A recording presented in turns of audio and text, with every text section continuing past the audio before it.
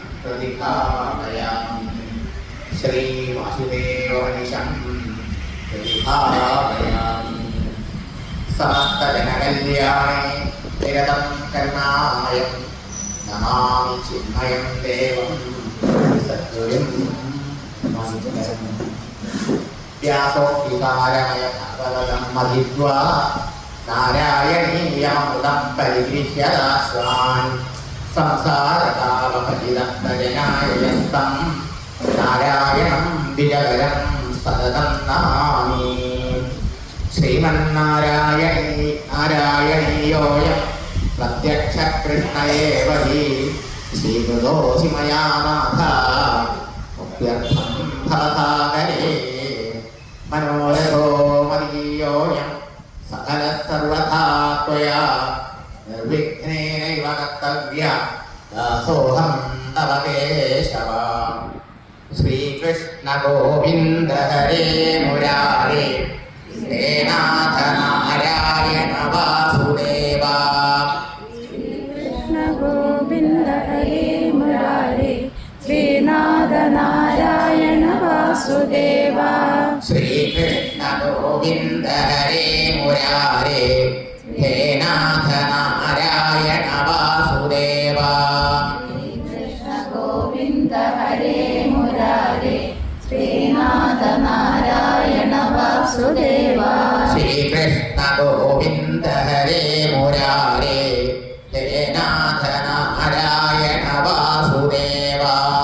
ശ്രീകൃഷ്ണ ഗോവിന്ദ ഹരേ മുരാരേ ശ്രീനാഥ നാരായണ വാസുദേവ.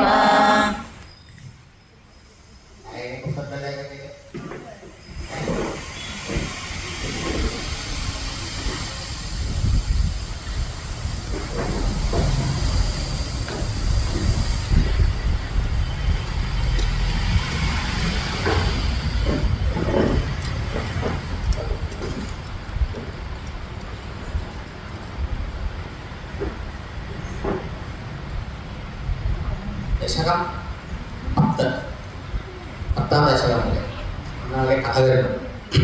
അതായത് സൃഷ്ടി വർണ്ണനകളാണ്.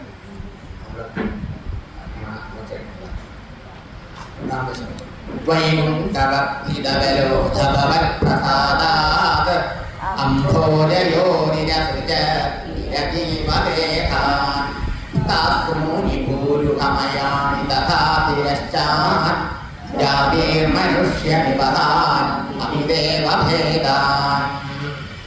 ഹേ വൈകുണ്ഠ, വൈകുണ്ഠ എന്ന് പറഞ്ഞാൽ ഭഗവാനെ അഭിസംബോധന ചെയ്യുക. ഹേ രാമ, ഹേ കൃഷ്ണ എന്ന് പറയില്ല. ഇതുപോലെയാണ് ഭഗവാനെ ഗുരുവായൂരപ്പനെ വിളിക്കുക. ഗുരുവായൂരപ്പൻ വൈകുണ്ഠമൂർത്തിയാണ്, ആവിഷ്ണമാണ്. ഗുരുവായൂരപ്പൻ വിഷ്ണുവാണ്, കൃഷ്ണനാണ്, അല്ലേ?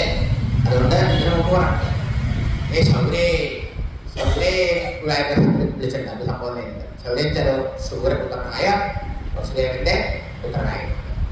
അതുകൊണ്ട് ഗൗരി സൂര്യാവസ്ഥ ഇവിടെ വൈകുണ്ഠ എന്ന് പറയുമ്പോ അല്ലയോ വൈകുണ്ഠമൂർത്തിയെ, വൈകുണ്ഠമൂർത്തിയായ ഗുരുവായൂരപ്പ. പിന്നെ ബ്രഹ്മദേവൻ പല പല സൃഷ്ടികൾ നടത്തിയെന്ന് പറയാം. ബ്രഹ്മദേവൻ വളരെ കാലം തപസ് ചെയ്ത് ഭഗവാൻ തന്നെയാണ് തപസ് ചെയ്യാൻ പ്രേരിപ്പിച്ചത്.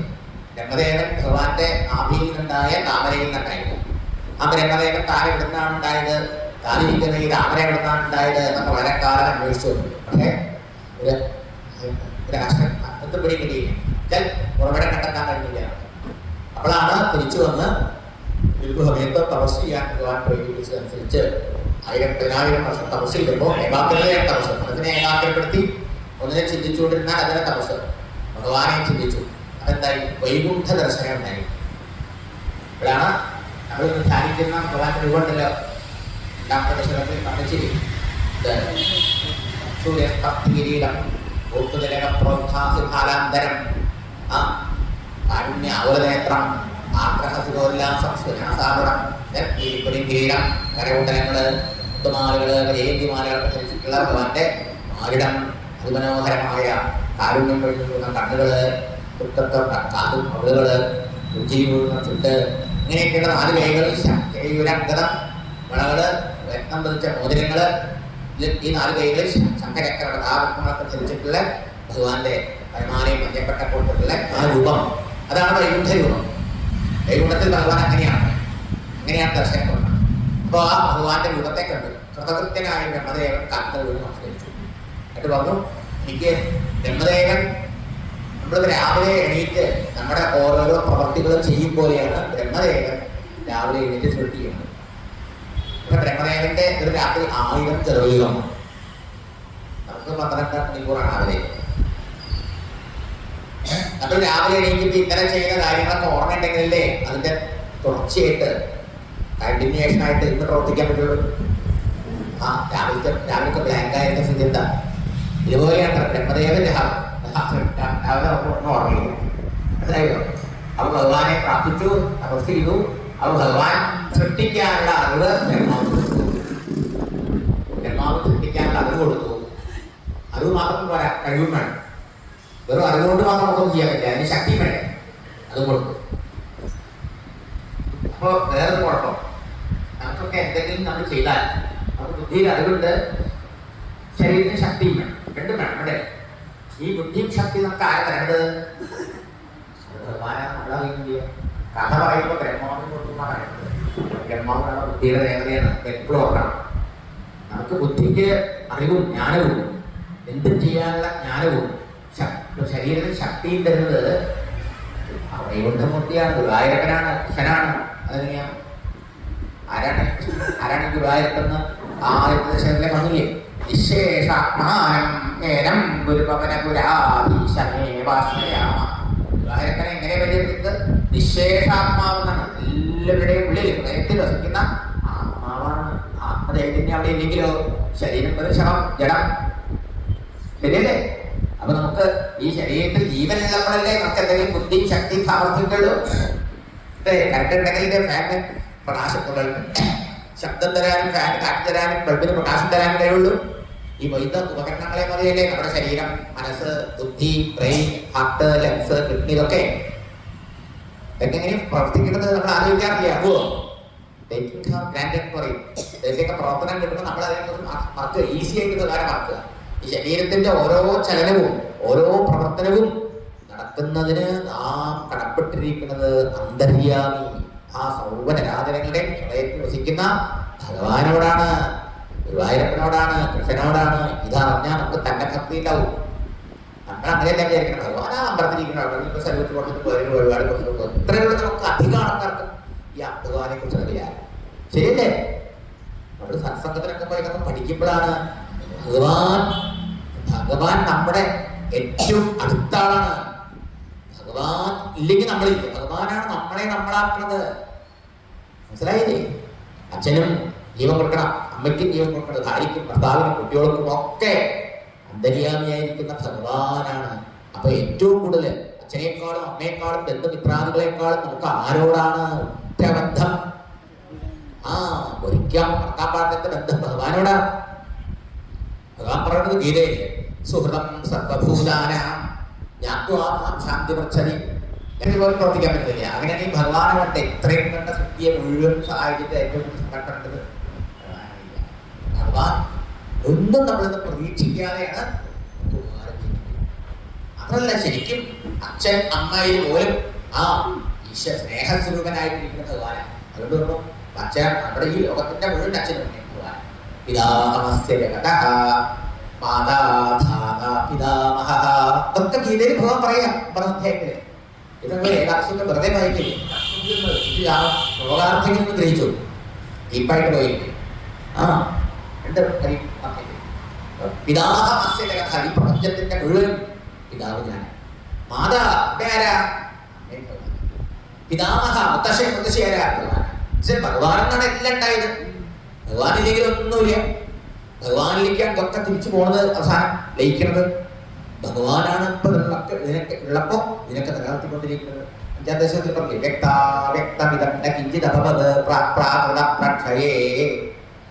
ആ പ്രളയകാലത്ത് ഈ കാണപ്പെടുന്ന പ്രപഞ്ചമില്ല, സൂര്യന്റെ നക്ഷത്രാദികളില്ല, അല്ലേ, ബന്ധമോക്ഷങ്ങളില്ല, ഒന്നുമില്ലായിരുന്നു. ഒന്നുണ്ടായിരുന്നു അറിയാം.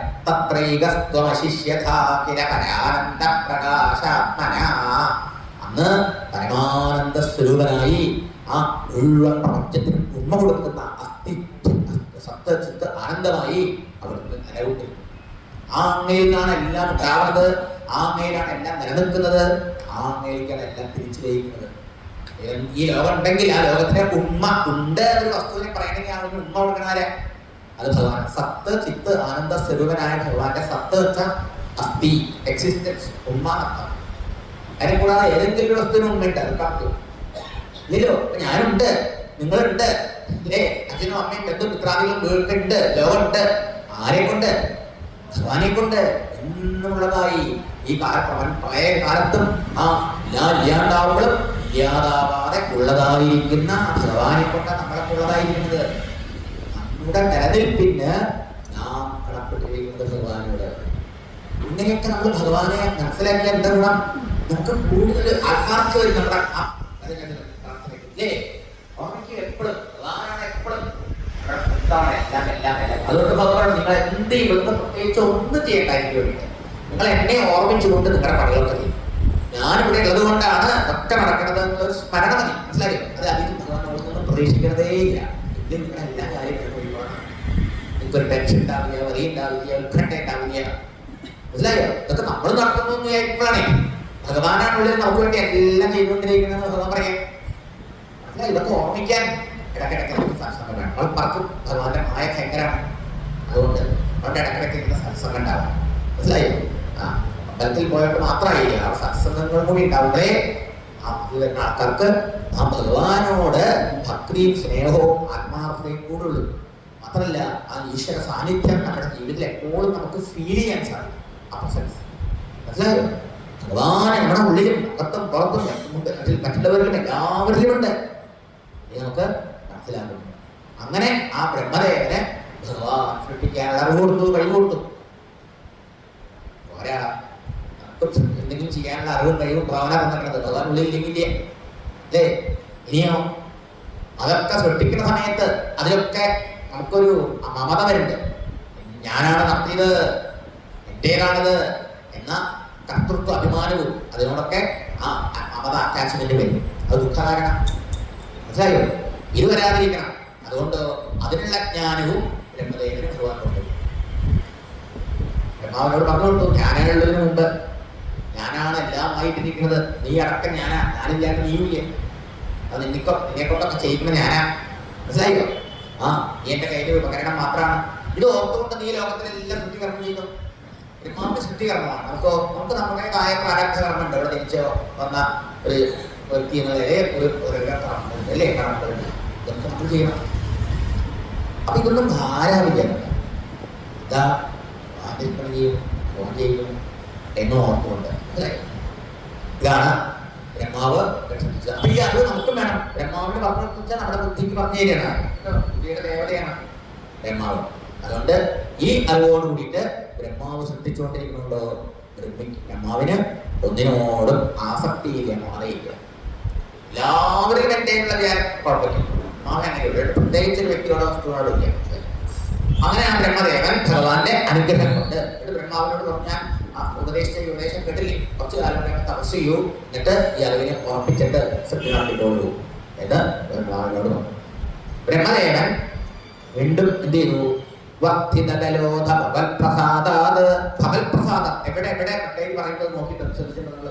ഭവൽപ്രസാദ അവിടുത്തെ പ്രസാദം കൊണ്ട്, അവിടുത്തെ അനുഗ്രഹം കൊണ്ട് ബ്രഹ്മദേവന് ഹൃദയം ചെയ്യും.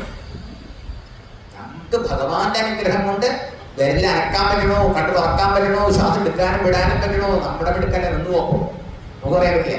എന്താ അത് നടന്നുകൊണ്ടിരിക്കണോ, നമ്മൾ അറിയണേ, ചിന്തിക്കണേ, ആലോചിച്ച് നോക്കൂ.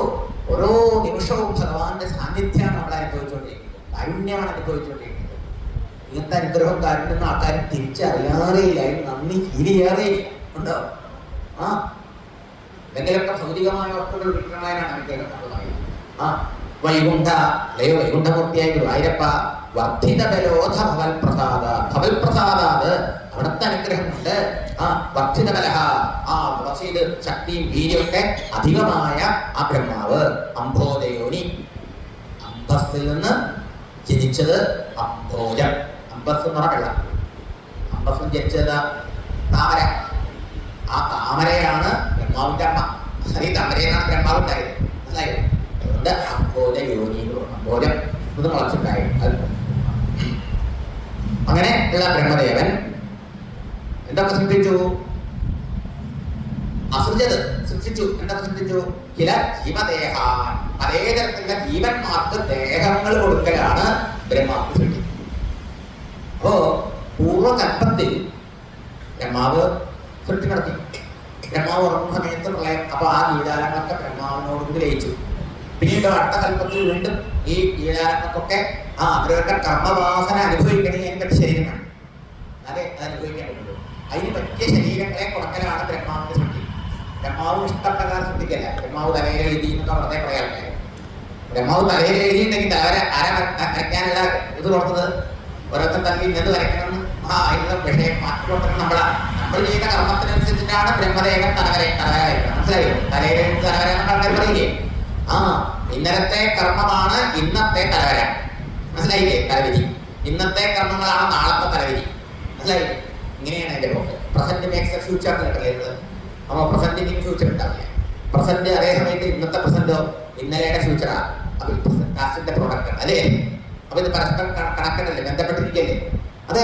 അപ്പൊ നമ്മുടെ ഓരോരുത്തരുടെയും കർമ്മത്തിനനുസരിച്ചിട്ടാണ് നമുക്ക് ഉണ്ടാകുന്ന ഓരോരോ ജീവിതാനുഭവങ്ങൾ. അതുകൊണ്ട് ബ്രഹ്മദേവൻ എന്ത് ചെയ്തു? ജീവയോദേഹാൻ, ജീവന്മാർക്ക് ദേഹങ്ങളെ കൊടുത്തു. ജീവന്മാർക്ക് ദേഹങ്ങളെ കൊടുക്കലാണ് സൃഷ്ടി. എല്ലാ ജീവന്മാർക്കും ഒരേ ദേഹം വിടില്ല. നമ്മൾ ഏതോ കുറെ പുണ്യപാപങ്ങൾ കുറെ പുണ്യം ചെയ്തുകൊണ്ട് നമുക്ക് മനുഷ്യദേഹം കിട്ടി. മനസ്സിലായോ? കുറെ പാപം ജാസ്തി ചെയ്താലോ മനുഷ്യ ശരീരം കിട്ടില്ല. മൃഗശരീരം കിട്ടും, ചിലപ്പോൾ വൃക്ഷശരീരം കിട്ടും. മനസ്സിലായോ? കൂടുതൽ പാപം ചെയ്ത അതിനേക്കാൾ താണ ശരീരങ്ങളാണ്. അപ്പൊ ഓരോരുത്തരുടെ കർമ്മത്തിനനുസരിച്ചിട്ടാണ് ജീവന്മാർക്ക് ദേഹങ്ങളെ ബ്രഹ്മദേവൻ കൊടുക്കുന്നത്. അങ്ങനെ എന്തൊക്കെ ശരീരങ്ങളെ കൊടുത്തുണ്ടാക്കി വന്ന് സ്ഥാപനങ്ങള്, സ്ഥാവരങ്ങൾ, വൃക്ഷലതാദികളാണ് സ്ഥാവരങ്ങൾ. അവയ്ക്ക് അവർക്ക് വേറെ പോകാൻ പറ്റില്ല. അത് കൂടുതൽ പാവളതാണ്. നേരെ മറിച്ച് അങ്ങോട്ടും ഇങ്ങോട്ടൊക്കെ ഓടി നടന്നു പോയി തന്റെ ആഹാരമൊക്കെ നേടാൻ കഴിയുന്നത് കുറച്ചും കൂടി പുണ്യമാണ്. അല്ലെങ്കിൽ വൃക്ഷങ്ങൾക്ക് അവിടെ നിൽക്കണം. മഴ വേണം, വെയിൽ വേണം, അല്ലേ? എന്നാൽ മൃഗങ്ങൾക്ക് അങ്ങനെയില്ല. മഴ വെയിലുണ്ടെങ്കിൽ പോയി മാറി നിൽക്കാം. ആ വൃക്ഷങ്ങൾക്കില്ലല്ലോ. അതാണ് സ്ഥാപനങ്ങള്. പിന്നെയോ ഭൂരുഹമയാണ്. ഭൂരുഹം ഭൂമിയിൽ നിന്ന് ജനിച്ചു വളർന്നത്. ഭൂരുഹം നാല് തരത്തിലാണ് ജീവജാലങ്ങൾ. മണ്ഡലങ്ങള്, കൊട്ടയിലുണ്ടാവും, ദശകൊട്ട അല്ലേ? സ്വരതകൾ നേരത്തെ ഉണ്ടാവും. പാറ്റ, മോട്ടാപ്തിയാദികൾ.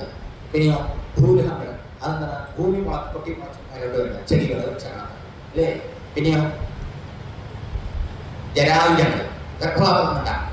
മനുഷ്യരെ കലിപ്പെടും, ജനസംസ്ഥകളെ കലിപ്പെടും അല്ലേ? അപ്പോ ഇങ്ങനെ നാല് തരത്തിലുള്ള നമുക്ക് സൃഷ്ടി. അപ്പൊ അതില് ഭൂരുഹങ്ങള്, ഭൂമിയിൽ ഒക്കെ മുളച്ചുണ്ടാവുന്ന സ്ഥാപനങ്ങൾ, വൃക്ഷജാതികള്.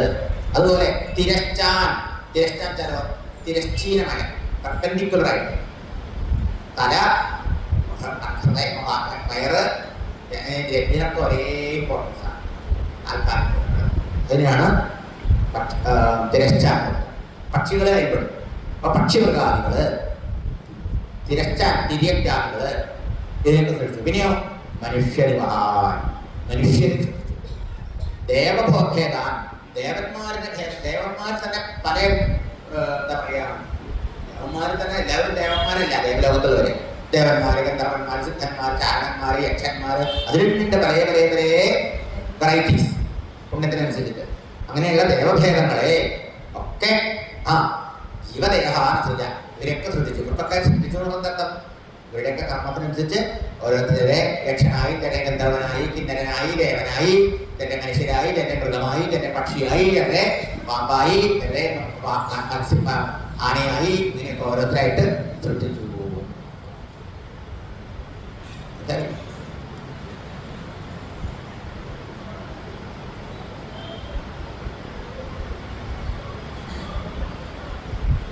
വൈകുണ്ഠ അർത്തിതകലോധമൽപ്രസാദ അംഭോദയോരസുജതത്തിലെ ദേവദേഹാൻ താസ്നൂനി ഭൂരുഹമയാണ് തഥാ തിരശ്ച ജാതിയും മനുഷ്യനിപഹാൻ അവിദേവദേഹ ഇങ്ങനെ പല ഭേദത്തിലുള്ള പല തരത്തിലുള്ള സൃഷ്ടി നാനാത്വം ഇതിനു വേണ്ടിയിട്ടായി.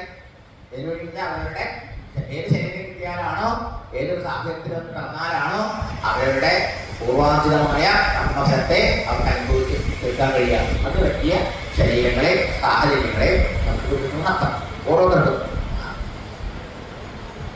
മിഥ്യാഗ്രഹാസ്മിമതിരാകവിവോപഭീതിഃ അജ്ഞാനവൃത്തിനിധി പഞ്ചവിധാം സൃഷ്ട്വാ ഉദ്ദാമതാമസപദാർത്ഥവിധാനദൂനഃ തേനേ തുരീയകരണ സ്മരണം വിശുദ്ധ്യൈ.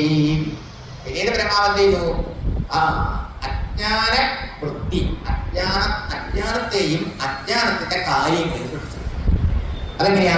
പഞ്ചവിധാം 5 വിധത്തിലുണ്ട്. എന്തൊക്കെയത്? മിഥ്യാഗ്രഹം തെറ്റിദ്ധരിക്കുക. അഗ്നിമതി ഞാനെന്ന ഭാവം ഈ ശരീരത്തിൽ ഞാൻ ഈ ശരീരമാണെന്ന് തോന്നൽ. തെറ്റിദ്ധരിക്കൽ എന്താണ്? മിഥ്യാഗ്രഹം തൊട്ട് ഈ കാണുന്ന പ്രപഞ്ചം സത്യം എന്ന വിചാരമാണ്, പ്രപഞ്ചം യഥാർത്ഥമാണെന്നുള്ള വിചാരമാണ് മിഥ്യാഗ്രഹം.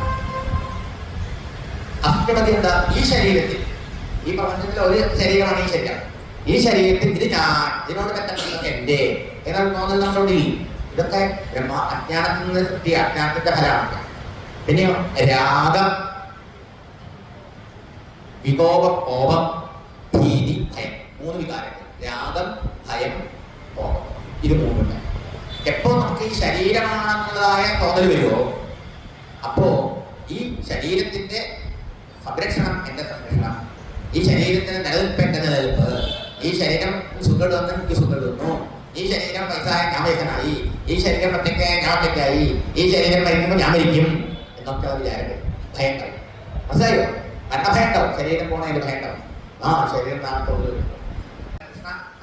രാഗമൂലം ആഗ്രഹം ഉണ്ടാവും. അല്ലേ? അപ്പൊ ആ ആഗ്രഹം സാധിക്കാൻ വേണ്ടി നമ്മൾ ന്യായമായ മാർഗത്തിലൂടെ പണിയെടുക്കും. ന്യായമായ വഴിപെട്ടിരിക്കുക, അന്യായമായ വഴിയില്ല. അതിന്റെ ഫലമായിട്ടുണ്ടാവും പുണ്യഭാവങ്ങൾ ചെയ്യാൻ പ്രേരിതരാണ്. ഇങ്ങനെയാണ് ആഗ്രഹമാണ് നമ്മളെ പുണ്യഭാവ കർമ്മങ്ങളിലേക്ക് നയിക്കുന്നത്. പാപം വിശ്രമം. ഇനി അത് കിട്ടിയാലോ സന്തോഷം, കിട്ടിയാൽ ഇനിയും വേണം ആപത്തിൽ അനുഭവിക്കുന്ന വിചാരം വരും. അതാണ് ലോകം. മനസ്സിലായോ? എനിക്ക് കിട്ടിയില്ല, അത് നമുക്ക് കിട്ടിയാലോ, എനിക്ക് കിട്ടേ തടസ്സം നിന്ന ആൾക്കാരോട് സാഹചര്യങ്ങളോട് ദേഷ്യം അല്ലേ, അസഹിഷ്ണുത, ക്രോധത്തിൽ അല്ലേ. ഈ രാഗമെന്ന വിചാരത്തിനാണ് കോപമുണ്ടാവുന്നത്, ലോകമുണ്ടാവുന്നത്. നഷ്ടപ്പെട്ടാലോ, കിട്ടി നഷ്ടപ്പെടാൻ പെടുവോ കയ്യിൽ പോവോ ഭയം അല്ലേ. ഇതൊക്കെ എന്തുകൊണ്ടാണ്?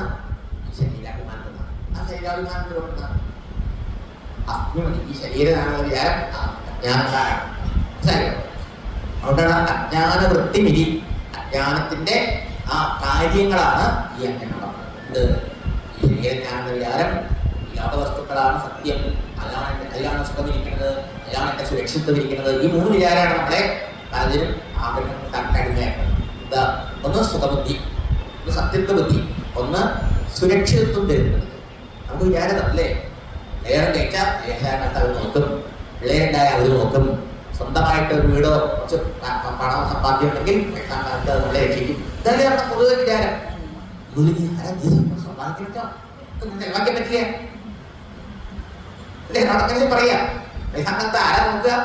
അല്ലെങ്കിൽ ഡെപ്പോസിറ്റ് പൈസയും കൂടി അവർക്ക് വില കൊടുക്കാനായിരിക്കും. അതെ, ഹോം നേഴ്സിനെ പൈസ കൊടുക്കണ്ടേ? 25,000 രൂപ കൊടുക്കണം. ഒരു ഹോം നേഴ്സ് ഒരു മാസം ആശയണ്ടേ?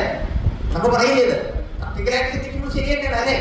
അത് അപ്പൊ നമുക്കൊരു സുരക്ഷ എന്തോ ശരി. പക്ഷെ ഇതിനൊക്കെ കാരണം എന്താ അറിയാമോ? അജ്ഞാനം കൊണ്ടാണ്. ഭഗവാനെ സേവിച്ച് ആശ്രയിച്ച് അജ്ഞാനം നീങ്ങിയാൽ അവർക്ക് ഭദ്രമേയ ഭയേയ. പിന്നെ അവർക്ക് വേണ്ടതൊക്കെ ഭഗവാനെ നോക്കണത്. അങ്ങനെയുള്ള നമ്മുടെ ഭാവം കൊടുക്കും. നമുക്കിപ്പോ അങ്ങനെ വരാൻ പറ്റുന്നതുകൊണ്ട് ഇതൊക്കെ ഉണ്ട് അതെ. അപ്പൊ ഇതൊക്കെ ഉണ്ടാക്കിയതാ, ബ്രഹ്മാവ് ഉണ്ടാക്കിയതാ. അജ്ഞാനവൃത്തിയിൽ പഞ്ചവിധാംശ സൃഷ്ടുക, 5 വിധത്തില് അജ്ഞാനത്തെ സൃഷ്ടിച്ചു. ഉദ്ദാമ താമസ പദാർത്ഥ വിദൂനദൂന. എന്തായി?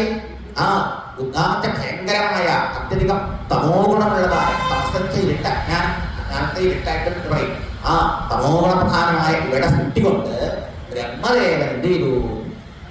പശ്ചാത്തപിച്ചു. അജ്ഞാനത്തെ സൃഷ്ടിച്ചു കഴിഞ്ഞപ്പോൾ ഈ അജ്ഞാനത്തെ സൃഷ്ടിച്ചപ്പോൾ ബ്രഹ്മാവ് തോന്നി, കട്ടം ഞാൻ സൃഷ്ടിച്ച എന്റെ കുട്ടികൾ മുഴുവനും ഈ സംസാരത്തിൽ കിടന്ന് വട്ടം കറങ്ങുന്നത് ഞാൻ ഈ അജ്ഞാനത്തെ സൃഷ്ടിച്ചുകൊണ്ടാണ്. എന്താണ്? ഈ ശരീരത്തിൽ ഞാൻ എന്ന വിശ്വാസം നമുക്കുണ്ട്. എന്നാലോ ഈ ശരീരം ജഡം, ദൃശ്യം, നിരന്തരം പരിണാമത്തിന് വിധേയം. എന്നാൽ ഈ ശരീരത്തെ അറിയുന്ന, കണ്ടുകൊണ്ടിരിക്കുന്ന ആ ബോധമാണ് നമ്മൾ ഓരോരുത്തരും. ആ ചൈതന്യമാണ് നമ്മൾ ഓരോരുത്തരും. ശരീരം ജഡല്ലേ? ശരീരം ജീവന്റെ ജീവൻ ചേർത്ത് ലൈഫായി അറിയേണ്ടതുണ്ടോ? നമ്മളുണ്ട്, നമ്മൾ അറിയേണ്ടത് ഉണ്ടോ? ശരീരത്തെ നമ്മൾ അറിയണത് അതോ ശരീരത്തെ ശരീരം അറിയണേ? നിങ്ങൾ ആലോചിച്ചു. ശരീരം നമ്മൾ ഒന്നല്ല എന്നുള്ളതിന് വേഗത്തിൽ തന്നെ മനസ്സിലാവും. ശരീരത്തിനെ ശരീരമാണ് അറിയുന്നത്, ശരീരത്തെ നമ്മളാണ് അറിയുന്നത്. എനിക്ക് ദേഹം ഉണ്ടെന്ന് നമ്മളറിയണം. അവസ്ഥയായിട്ട് മുന്നേ അറിയുന്നില്ല. അയ്യോ ശരീരം ജഡമാണ്. ഞാൻ ജഡമാണെങ്കിൽ എനിക്ക് ഞാൻ ഉണ്ടെന്ന് അറിയാൻ പറ്റും. എനിക്ക് മറ്റൊന്നിനെ അറിയാൻ പറ്റും ഇല്ലേ? ശരീരം പരിണാമമുണ്ട്, മാറ്റുണ്ട്. ശരീരത്തിന് പരിണാമമുണ്ടെന്ന് ആരാണത്? ഞാൻ. അതെ, നമ്മളൊക്കെ അറിയണം നമ്മുടെ ശരീരത്തിന് മാറ്റത്തെ. ബാല്യം, കൗമാരം, യൗവനം, വാർദ്ധക്യം, ഇതൊക്കെ ശരീരത്തിന് മാറ്റം വന്നു, മനസ്സിന് മാറ്റം വന്നു, ചിന്തകൾക്ക് മാറ്റം വന്നു, അനുഭവങ്ങൾക്ക് മാറ്റം വന്നു. ഇതൊക്കെ മാറാതെ നിന്ന് ബോധിക്കുന്ന ആ ബോധസ്വരൂപനാണ് ഞാൻ. ബോധസ്വരൂപനാണ് ആത്മാവ്. സ്വന്തം ഉണ്മയെ അറിയുന്ന ബോധത്തെയാണ് ആത്മാവെന്ന് പറഞ്ഞത്. ആണ് നമ്മള്. അത് ജഡമായ ദേഹത്തിന് വേറെയാണ്. നമ്മൾ മാറുന്നില്ല. മാറ്റങ്ങളെ കാണുന്നവൻ. ഈ ദേഹം മാറുന്നത്, മനസ്സുമായ ചിന്തകളും സുഖദുഃഖാദി അനുഭവങ്ങളും മാറുന്നത് നമ്മൾ അതിനെ മാറുന്നത് കാണുന്നവൻ. ഈ ദേഹം സ്വപ്നം കാണുന്നത് വേറെ ദേഹമാണ്.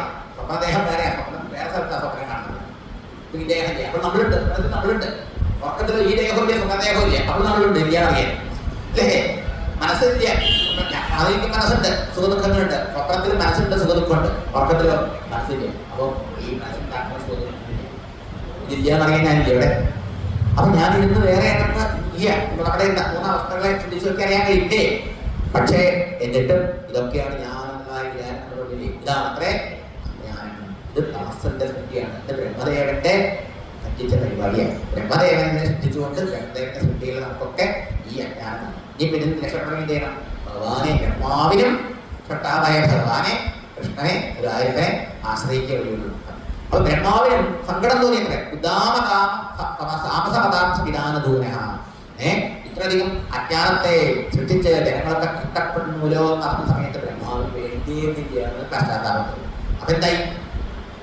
എന്താണ് നമ്മൾ ചെയ്യേണ്ടത്? ബ്രഹ്മാവ് കാണിച്ചത്. ബ്രഹ്മാവ് കാണിച്ചത് വിശുദ്ധിയെ, ആ മനസ്സിനെ ശുദ്ധാക്കി അജ്ഞാനം നീങ്ങി ശുദ്ധീകരിക്കാൻ വേണ്ടിയിട്ട് എന്ത് ചെയ്തു?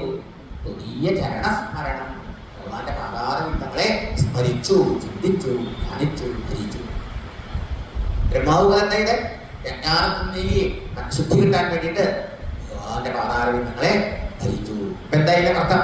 നമുക്കും ഈ അജ്ഞാനത്തെ നീങ്ങി നമ്മുടെ മനസ്സ് ശുദ്ധമായി സത്യമായിട്ട് അറിയാമെങ്കിൽ ഇത് സത്യം.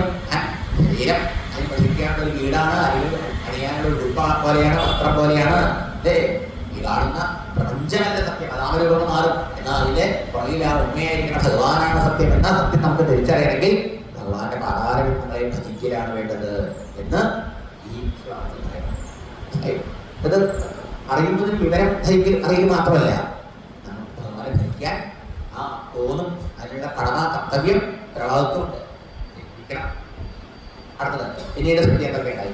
താവൽ സസർജ മനസാ സനകം സനന്ദം ഭൂയഃ സനാതന മുനിഞ്ച സനൽകുമാരം തേ സൃഷ്ടികർമ്മണിതു തേന നിയുജ്യമാനാഃ ത്വത്പാദഭക്തിരസികാ ജഗൃഹൃന്നവാണി. ഭഗവാനെ ധ്യാനിച്ചു, മനസ്സ് ശുദ്ധമായി നിർമ്മലമായി. അപ്പോഴോ സത്യം ബോധ്യപ്പെട്ടു ഇല്ലേ? അങ്ങനെ സത്യം ബോധിച്ച ശുദ്ധമായ മനസ്സുകൊണ്ട് താവതപ്പോ ഭൂയഃ വീണ്ടും മനസ്സുകൊണ്ട് ബ്രഹ്മദേവൻ സങ്കല്പിച്ചു ഇനി ഉണ്ടാവുന്നത്. അങ്ങനെ ഉണ്ടായതാണ് അത്രേ സനകം സനന്ദം സനാതനം സനകാദി മനുഷ്യന്മാർ. അങ്ങനെ 4 പേരെ പഠിച്ചു. പക്ഷെ എന്തായി? അവര് ഭഗവാന്റെ ധ്യാനം കൊണ്ട് പരിശുദ്ധമായ മനസ്സുകൊണ്ട് സങ്കല്പിച്ചപ്പെട്ടവരായിട്ടുള്ളവരുണ്ടായതായതുകൊണ്ട് അവരൊക്കെ പരിശുദ്ധരായി തീർന്നു. അവരുടെ ഉള്ളിൽ അജ്ഞാനം തൊട്ട് വേണ്ടിയില്ല. അവർക്ക് സർവവും ഭഗവാനാണെന്നുള്ളതായി തിരിച്ചറിവുണ്ടായി. അവർക്ക് അവരുടെ ശരീരത്തിൽ ഞാനെന്നുള്ള തോന്നല് ഉണ്ടായതുമില്ല. അതുകൊണ്ട് സനകാദികള് വസ്ത്രം ധരിക്കുന്നില്ല. മനസ്സിലായോ? സനകാദികൾ 5 വയസ്സിലാണ്, 5 വയസ്സാണെന്ന് വസ്ത്രം ധരിക്കില്ല ധരിച്ചിട്ട് എന്താണ് കാരണം? വസ്ത്രം ധരിക്കുന്ന ശരീരാഭിമാനമുള്ളതുകൊണ്ടാണ്. ശരീരാഭിമാനിക്ക് വസ്ത്രം ധരിക്കേണ്ട ആവശ്യമില്ല അല്ലേ? അവർ സന്യാസിമാരൊന്നും വസ്ത്രം ധരിക്കലില്ല. സന്യാസിമാരൊക്കെ കാണുന്നില്ലേ? ടി വിയിലും കണ്ടിട്ടാണ്. അവർക്ക് വസ്ത്രം ആവശ്യമില്ല, ദേഹവിബോധമില്ല അല്ലേ? നമുക്ക് ദേഹത്തിന്റെ ഓർമ്മ വരുമ്പോഴല്ലോ, ഓർമ്മ ആരെങ്കിലും വസ്ത്രം വിഷമുണ്ടോ, പറയാറുണ്ടോ? ഇല്ലില്ല, ഓർമ്മ അപ്പം പറഞ്ഞത് എവിടെയാണ് അല്ലേ? ഒരുമാതിരി ഭഗവാൻ പരിഹരിക്കാൻ വേണ്ടിയിട്ട് വെള്ളത്തിൽ അരക്കൊക്കെ വസ്ത്രം എടുത്തു. വച്ചു അത് പറഞ്ഞു കരയ്ക്ക് വന്നാലും അപ്പൊ അവർക്ക് നാണം തോന്നി കൈകളെ കൊണ്ട് നഗ്ന മറച്ചോണ്ട് കയറി വന്നു. അപ്പോ ഭഗവാൻ അവരുടെ ശരീരാഭിമാനം വേണ്ട. അപ്പൊ മനസ്സിലായോ? അപ്പൊ ശരീരാഭിമാനം ഉള്ളപ്പോഴാണ് നമുക്ക് വസ്ത്രത്തിന്റെ ആവശ്യം. ഈ ശുഭബ്രഹ്മർഷിക്ക് വസ്ത്രം ചെയ്യും. ശുഭബ്രഹ്മർഷി ദേഹാഭിമാനം ചെയ്യാം. അതാണ് നമ്മൾ മനസ്സിലാക്കേണ്ടത്. വസ്ത്രം ചെയ്യാന്ന് പറഞ്ഞാൽ ഇവിടെ ഇവര് എന്തുകൊണ്ട് ഗർഭം സ്ഥാപിച്ചത്? ഗർഭദേവന അജ്ഞാനുണ്ടായി. ആദ്യം അജ്ഞാനം കൊണ്ട് ശരീരാഭിമാനം ഒക്കെ വന്നു. അത് സൃഷ്ടിച്ചവർക്കൊക്കെ ഇതിനകത്തൊക്കെ ഉണ്ടായില്ല. കാരണം ഭഗവാൻ ധ്യാനിച്ച് പരിശുദ്ധമായ മനസ്സുകൊണ്ടാ സൃഷ്ടിച്ചത്. മനസ്സിലായോ? നമ്മൾ ഇങ്ങനെ ഭഗവാനെ പ്രാർത്ഥിച്ച് ധ്യാനിച്ച് പരിശുദ്ധമായ മനസ്സുകൊണ്ട് ഭാര്യാഭർത്താക്കന്മാരും പരസ്പരം കൂടി ചേർന്ന് ഉത്തമ സന്തതികൾ ഉണ്ടാവണമെന്ന് പ്രാർത്ഥിച്ചുകൊണ്ട് നമുക്ക് മക്കളുണ്ടായാൽ ആ മക്കളും നല്ല ഭക്തന്മാരായി തീരുന്നു. മനസ്സിലായോ? അങ്ങനെയാണ് വേണ്ടത്. അതൊക്കെ നമ്മളെ ഓർമ്മിപ്പിക്കും. പിന്നീട് അവരൊക്കെ എങ്ങനെയുള്ളവരായിരുന്നു? പാദഭക്തി രസികാഹ, ഭഗവാന്റെ പാദാരവിന്ദ ഭക്തിയുടെ രസം അറിയുന്നവരും അത് അനുഭവിക്കുന്നവരും. അതുകൊണ്ട് അവരെ സൃഷ്ടിച്ചതിന് ശേഷം ബ്രഹ്മാവരോട് പറഞ്ഞു, തേ അവരോട് സൃഷ്ടികർമ്മണി നിയുജ്യമാണ്, നിങ്ങൾ എന്നെ സൃഷ്ടികർമ്മത്തിൽ സഹായിക്കൂ, നിങ്ങൾ ധാരാളം സൃഷ്ടി ചെയ്യുന്നു. അപ്പോഴോ അവർക്ക് മനസ്സിലായി ഈ പലതിനെ ഉണ്ടാക്കേണ്ട ആവശ്യമില്ല, അല്ലേ? സത്യം ഒന്നാണ്. അത് അവർക്ക് ബോധ്യം. അതുകൊണ്ട് അവർക്ക് നാനാത്വത്തെ ഉണ്ടാക്കുന്ന സൃഷ്ടി ചെയ്യുന്നതിൽ താല്പര്യം ഉണ്ടായിരിക്കണം. വാണിയും ഭക്തി രസിക, പാദഭക്തിയിൽ രസിക്കുന്നവരായതുകൊണ്ട് ബ്രഹ്മാവ് സൃഷ്ടി ചെയ്യും കുട്ടികളെ പറഞ്ഞപ്പോൾ വാണി മറുപടിയേ പറഞ്ഞില്ലാണ്ട് ഭഗവാന്റെ മഹിമ പാടിക്കൊണ്ട് അങ്ങനെ സഞ്ചരിക്കാം. ഹരിശരണം ഹരിശരണം ഹരിശരണം എന്ന മന്ത്രം സദാ ജപിച്ചുകൊണ്ടാണ് ഹരിനാമം നാമം മുഖത്തെപ്പോഴും ഒഴുകിക്കൊണ്ടിരിക്കുന്നവരുടെ സനകാദി മഹർഷിമാരുടെ. അപ്പോ ജന്മനാ തന്നെ ഭഗവത് ഭക്തി രസം അറിയുന്നവരായി, ഭഗവാനില്ലാണ്ട് അന്യമായി ഒന്നിനെ കാണാത്തവരായിട്ട് ഭക്തിമയമായി കണ്ടുകൊണ്ട് അവരങ്ങനെ അനുഭവി ജനിച്ചു. അങ്ങനെയുള്ള മക്കളുണ്ടാവാൻ എന്താ കാരണം? ഭഗവാനെ ധ്യാനിച്ചിട്ടുണ്ടായതാണ്.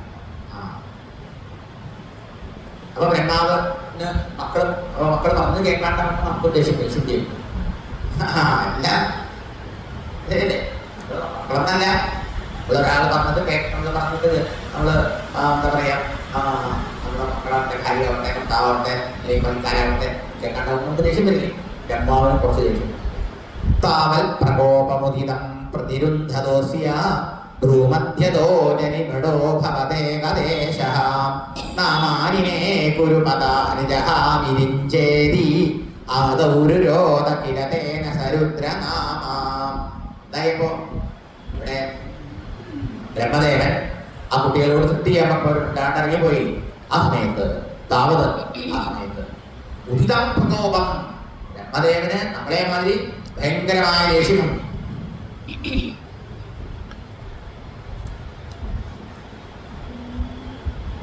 ഭയങ്കരമായ ദേഷ്യമുണ്ട്. ദേഷ്യം എന്നൊക്കെ ബ്രഹ്മാവിൽ നിന്ന് ഞാൻ ആ ദേഷ്യം കാണിക്കുന്നത് ശരിയല്ല. എന്തുകൊണ്ട്? കുട്ടികൾ ചെയ്ത് ശരിയാണ് അല്ലേ? ആ പക്ഷേ നിയന്ത്രിക്കാൻ നോക്കിയെങ്കിലും നിയന്ത്രിക്കാൻ പറ്റില്ല. പ്രതിരുദ്ധത അതിനെ അടക്കാൻ നിരോധിക്കാൻ അടക്കുക, അതിനെ അടക്കാൻ ശ്രമിച്ചു, നിയന്ത്രിക്കാൻ ശ്രമിച്ചു, തടയാൻ ശ്രമിച്ചു. പക്ഷേ അത് നമ്മളിപ്പോ നമുക്ക് എന്തെങ്കിലുമൊക്കെ കോപം അങ്ങനെയുള്ളതൊക്കെ വരുമ്പോൾ നമ്മൾ അമർത്തി വെച്ചു, സപ്രസ് ചെയ്താൽ അത് കാണാൻ അത് വളരെ കൂടുതൽ ഓക്കെ.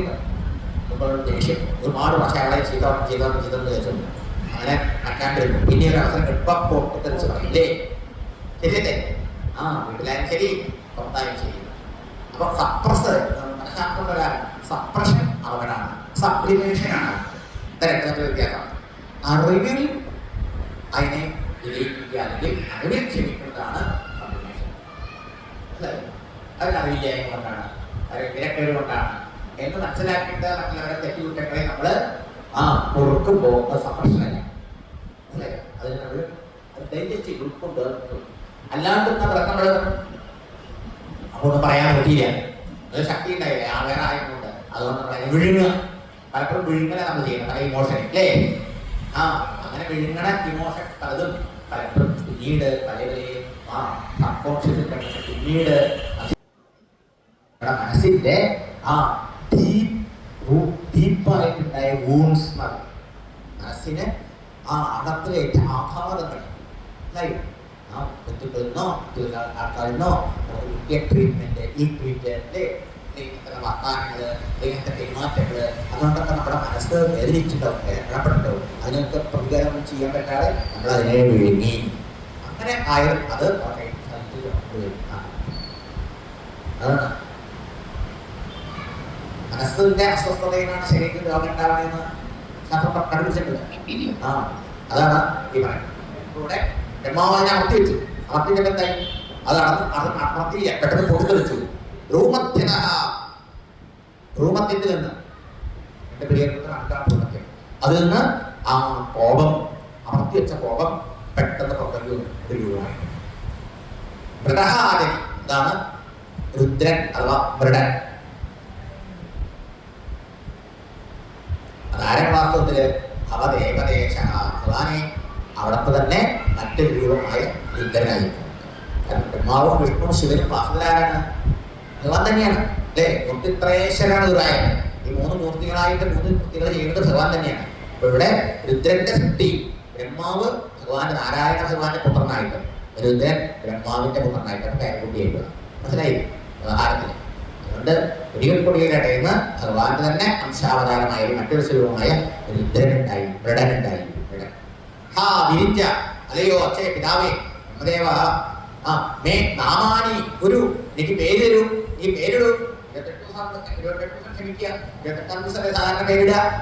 പക്ഷേ രുദ്രൻ എന്ത് ചെയ്തു? എനിക്ക് ഇപ്പൊ തന്നെ പേര് കിടന്നു. പേര് മാത്രം തമ്പരാ. പതാനിജ, എനിക്ക് ഇരിക്കാനുള്ള സ്ഥലം തരൂ, ഇവിടെ ഞാൻ താമസിക്കുക, വീട് തരൂ എന്നൊക്കെ ഇതിസ ആദരിക്കുക എന്ന് പറഞ്ഞ കരഞ്ഞു. ആദ്യം തന്നെ കരഞ്ഞു. അതുപോലെ നമ്മൾ ജനിക്കുമ്പോൾ കരയാൻ തുടങ്ങിയത് അല്ലേ? കരഞ്ഞോടല്ലേ എല്ലാവരും ജനിക്കുന്നത്? അതെ. അപ്പൊ എനിക്ക് പേര് തരൂ, എനിക്ക് സ്ഥാനങ്ങൾ തരൂ, ഇരിക്കാനുള്ള സ്ഥലങ്ങൾ തരൂ എന്നൊക്കെ ആദ്യമേ നിലവിളിച്ചുകൊണ്ട് പറഞ്ഞു പറയാം. തേന, അതുകൊണ്ട് സ അവന് രുദ്രനാമ, രുദ്രൻ എന്ന് പേരിടുന്നതിനായി രോദനം ചെയ്തുകൊണ്ട് രുദ്രൻ. ഏകാദശാഹ്വയതയാ വിഭിന്ന രൂപം രുദ്രം വിധായതയിതാപരിതാസ്തദത്വാ താവന്ത്യതത്തജപദാനി ഭവൽപ്രണുന്നഃ പ്രാഹ പ്രജാവിരജനായ സാദരം തം. ആ സമയത്ത് അതാ നഗരം ഭവൽപ്രണുന്നഃ, ഭഗവാനോ ബ്രഹ്മദേവനോ ഭഗവാന്റെ പ്രേരണ കൊണ്ട് ബ്രഹ്മദേവനെ ഇതൊക്കെ ചെയ്യുന്ന ഭഗവാനാണ്, ഗുരുവായൂരപ്പനാണ്. അതാണ് എപ്പോഴും പറയുന്നത്. എപ്പോഴും വേണ്ടതാ ഭഗവൽ പ്രേരണ കൊണ്ട. അപ്പൊ നമ്മുടെ ഭഗവാനാണ്, ഭഗവാന്റെ പ്രേരണ കൊണ്ടാണ് നടക്കുന്നത്. അത് നമുക്ക് ഓർമ്മയില്ല. പക്ഷെ ബ്രഹ്മാവിനതുണ്ട്. അവിടെ ബ്രഹ്മദേവന് ബന്ധനമില്ലേ, ഉപബോധമില്ലേ, പശ്ചാത്താപില്ലേ, നമുക്കതൊക്കെ ഉണ്ടാവുന്നുണ്ട്. ഭഗവാന്റെ പ്രേരണ കൊണ്ടാണെന്ന് വെച്ചാൽ നമുക്ക് കർത്തൃത്വമില്ലല്ലോ. അപ്പോ ഭവൽപ്രണുന്യ ഭഗവാന്റെ പ്രേരണ കൊണ്ട് അവനെന്ത് ചെയ്തു? രുദ്രം രുദ്രന്റെ ഏകാദശാപയതയാ 11 പേരിട്ടു. രുദ്രന് 11 പേര് കൊടുത്തു. അതുകൊണ്ട് രുദ്രന്മാര് 11 എന്നാണ്. ഏകാദശ രുദ്രൻ രുദ്രൻ ചെയ്ത് ഏകാദശം അതിന്റെ മൾട്ടിപ്ലിക്കേഷൻ അതാണ് അപ്പോ 11 പ്രാവശ്യം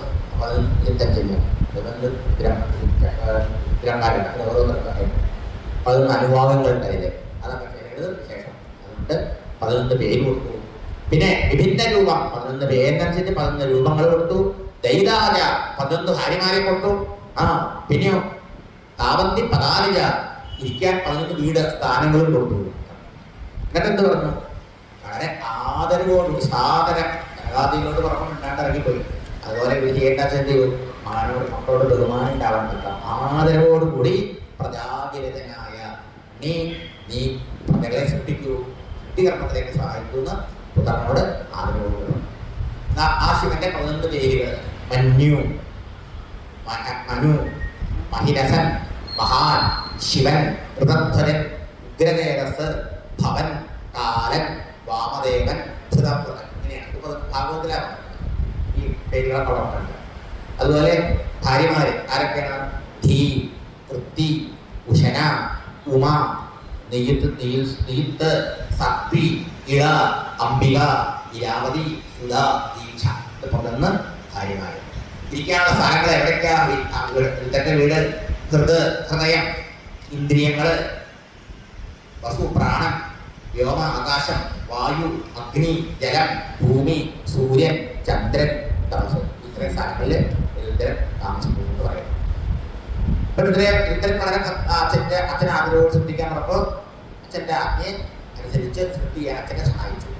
രുദ്രാവിസൃഷ്ട ഭയദാകൃതി രുദ്രസംഘ സമ്പൂര്യമാണ ഭുവനത്രയഭീതചേതാഃ മാമാ പ്രജാസൃജ തപശ്ചരമംഗളായേതി ആജഷ്ടതം കമലഭൂർഭവദീരിതാത്മാ.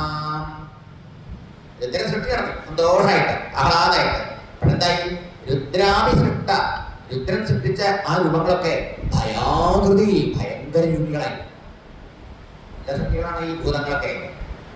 അതൊക്കെ കാണുമ്പോൾ തന്നെ ഭയങ്കര രൂപം, പേടിപ്പെടുന്ന രൂപങ്ങള്. അതിന്റെ സംഘസമ്പൂര്യമാണ് ആ രുദ്രഗണങ്ങളെ കൊണ്ട് ഈ ലോകം മുഴുവൻ, ഭുവനത്രയം 3 ലോകങ്ങൾ മുഴുവൻ നടന്നു. അത് കണ്ടിട്ട് ധീരചേത കമലഭൂ ഭയചൈതനായ ബ്രഹ്മദേവൻ ഭവതീരിതാത്മാ അവിടെ പറയണു. അവിടുന്ന് ഉള്ളിൽ നിന്ന് പ്രേരിപ്പിച്ചതനുസരിച്ച് അവിടുത്തെ പ്രേരണ കൊണ്ട് ഓരോരുത്തർ പ്രേരണ നോക്കും. ബ്രഹ്മാവ് സ്വന്തമായിട്ടല്ലെന്ന് ചെയ്യുന്നത് ഭഗവത് പ്രേരണയാൽ എന്ത് ചെയ്തു? പ്രജ മതി മതി ഉണ്ണി, പ്രജകളെ സൃഷ്ടിച്ചത് മതി, നിർത്തു, ഇനി സൃഷ്ടിക്കട്ട, ധാരാളമായിക്കണം. അതുകൊണ്ട് എന്ത് ചെയ്യണം? ഇനി മക്കളായ ഈ സൃഷ്ടിച്ച കുട്ടികൾക്കും ഈ ലോകത്തിന് നല്ലത് വരാൻ, മംഗളം ഉണ്ടാവാൻ വേണ്ടി, നന്മയ്ക്കായിക്കൊണ്ട് തപശ്ചര, നീ തപസ് ചെയ്യൂ. പണ്ട് ഞാനും വളരെക്കാലം 10,000 വർഷം തപസ് ചെയ്ത ഭഗവാനെ പ്രത്യക്ഷപ്പെടുത്തി അനുഗ്രഹം വാങ്ങിയിട്ടാണ് എനിക്ക് സൃഷ്ടിക്കാനൊക്കെ കഴിവുണ്ടായത്. അപ്പൊ നീ സൃഷ്ടി ചെയ്തൊക്കെ ധാരാളമായിട്ട് ഇനി ലോക മംഗളത്തിന് വേണ്ടി ഈ കുട്ടികളോട് തപസ് ചെയ്യൂന്ന് ബ്രഹ്മദേവൻ അവനോട് പറഞ്ഞു. ഇനി ആകണ്ട എന്ന് നേരത്തെ എന്നോട് പറഞ്ഞു. അങ്ങനെ ബ്രഹ്മദേവന്റെ നിർദ്ദേശിച്ച് സൃഷ്ടി നടത്തി തപസ്സിന് പോവുകയാണ്. തസ്യാദസർഗരസികസ്യ മരീചിരത്രിഃ തത്രാംഗിരാക്രതുമുനി പുലഃ പുലസ്ത്യഃ അംഗാദജായത ഭൃഗുശ്ച വസിഷ്ഠദക്ഷൗ ശ്രീനാരദശ്ച ഭഗവൻ ഭവതംഘ്രിദാസഃ. പിന്നെയും ബ്രഹ്മദേവൻ സൃഷ്ടി നടത്തി.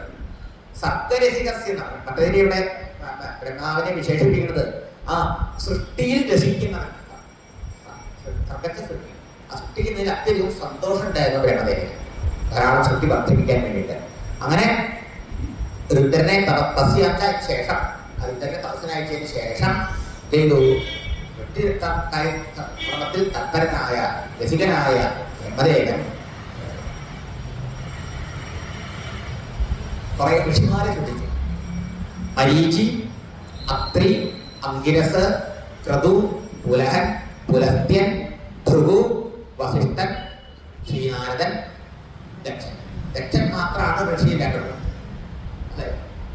അത് വേറെ വിഷയം. അങ്ങനെ 10 മക്കളെ സൃഷ്ടിച്ചു. അതില് മറ്റുള്ളവരുടെ പേരൊക്കെ പറഞ്ഞിട്ട് നാരദന്റെ പേര് പ്രത്യേകം എടുത്തു. ശ്രീനാരദശ്ച, ശ്രീനാരദനെയും സൃഷ്ടിച്ചു. അവരുടെ കൂട്ടത്തിൽ 10 പേര് പറഞ്ഞാൽ പോലെ എന്തിനാ ശ്രീനാരദനെയും സൃഷ്ടിച്ചു വന്നത് പറയുന്നു. ഭവതന്ത്രിദാസ, മറ്റുള്ള കുട്ടികളെ മാതിരി അല്ലായിരുന്നു. ഇവരൊക്കെ തപസ് ചെയ്യാൻ പോയെങ്കിലും ഈ നാരദ മഹർഷിക്ക് തപസ് ചെയ്യേണ്ടിയൊന്നുമില്ല. കാരണം പൂർവ്വജന്മത്തിൽ തന്നെ വളരെ കാലം ആ 4 മാസം മഹർഷിമാരെയൊക്കെ സേവിച്ചുവല്ലോ ദാസിപുത്രമായിട്ട്. അതിന്റെ ഫലമായിട്ട് ദർശനം കിട്ടിയാണ്. അതുകൊണ്ട് ഈ അടുത്ത ജന്മം പൂർണ്ണജ്ഞാനിയായി പരമഭക്തനായിട്ട് ഭവതന്ത്രിദാസ, അവിടുത്തെ പാദദാസനായി അവിടുത്തെ പാദഭക്തിയെ ലോകത്തിൽ പ്രചരിപ്പിക്കുന്ന മഹാനായ ദേവർഷിയായിട്ട് മാറി നാരദൻ. ദേവർഷി നാരദന്റെ വിശേഷം എടുത്ത് പറയാനാണ് ഈ നാരദശ്ച, ഭഗവാൻ ഭക്തനായ നാരദനെ സൃഷ്ടിച്ചു.